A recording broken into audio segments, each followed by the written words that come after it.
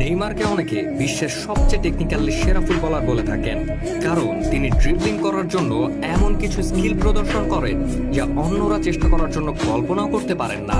অভিনব এসব স্কিলগুলো নেইমার অনেক প্রচেষ্টার পর রপ্ত করেছেন। নেইমারের এমন 4টি স্কিল দেখাতে চলেছি আজকের ভিডিওতে, যা নেই নেইমার ছাড়া বিশ্বের আর কোনো ফুটবলারের। চলুন তাহলে কথা না বাড়িয়ে মূল ভিডিওতে যাওয়া যাক। Number 1, rainbow flag.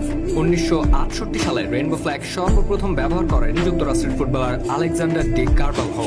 এই শট নেওয়ার জন্য বলকে দুই পায়ের মধ্য দিয়ে বল শূন্যে ছুঁড়ে দিয়ে বাম পা দিয়ে বল স্পিন ক্রিয়েট করতে হয় এবং ডান পা দিয়ে ফ্লিক শট নিয়ে প্রতিপক্ষ ফুটবলারকে বোকা বানাতে হয়। সাধারণত যখন অতিরিক্ত মার্কিং এর কারণে বল নিয়ে বের হওয়ার জায়গা থাকে না, তখন ফুটবলাররা এই ধরনের ফ্লিক শট নিয়ে থাকেন। অত্যন্ত সুন্দর এইসব কখনো কখনো ফুটবল খেলায় দেখা যায়। বর্তমান সময়ে নেইমারকে সবচেয়ে নিখুঁতভাবে রেইনবো ফ্ল্যাগ নিতে দেখা যায়। বলাই যায় নেইমারের যে এতটা নিখুঁতভাবে এই শটটা কেউ নিতে পারেন না। Number 2, Rabna control. Rabna kick হচ্ছে ফুটবল খেলোয়াড়দের অনেকগুলো স্কিলের মধ্যে একটি। এটি নিখুঁতভাবে শুধুমাত্র ফ্রি স্টাইলাররাই নিতে পারে।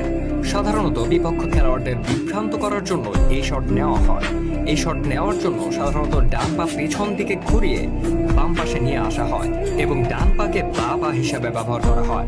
রাবনার সর্বপ্রথম উদ্ভাবন হয় আর্জেন্টিনায় 1948 সালে। আর্জেন্টিনার খেলোয়াড় রিকার্ডো ইনফ্যান্টে কৌশলটি ব্যবহার করে 35 গজ থেকে গোল করেছিলেন। কিন্তু নেইমার তার ডান পাকে ব্যবহার করেন বল রিসিভ করার জন্য। পুরো ক্যারিয়ারে অসংখ্যবার তাকে এভাবে বল কন্ট্রোল করতে দেখা গেছে। সামান্য ভুল হলে এই শটের জন্য বড় ধরনের মাসুল দিতে হতে পারে। ব্যাপারটিতে নেইমার আকর্ষণীয় স্কিলের প্রদর্শন করেন। Number 3, roll top chop. প্রতিপক্ষের ডিফেন্ডারদের ড্রিবলিং এর মাধ্যমে পরাস্ত করা আরেকটি মোক্ষম অস্ত্র হচ্ছে roll top chop skill. Neymar এই স্কিলটাকে এতটাই দারুণভাবে রপ্ত করেছে যে অনেকে এটিকে নেইমার চপ বলেও ডেকে থাকে।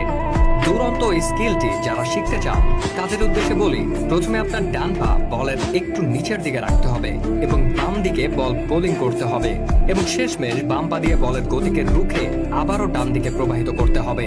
নেইমার রোল চপ স্কিলটাকে দারুণভাবে আয়ত্ত করেছেন, ফলে ড্রিবলিং এর সময় খুব দ্রুত তিনি ডিফেন্ডারদের বোকা বানাতে পারেন। নাম্বার 4, ইলাস্টিকো। নেইমারের অনেকগুলো স্কিলের মধ্যে অন্যতম হচ্ছে ইলাস্টিকো।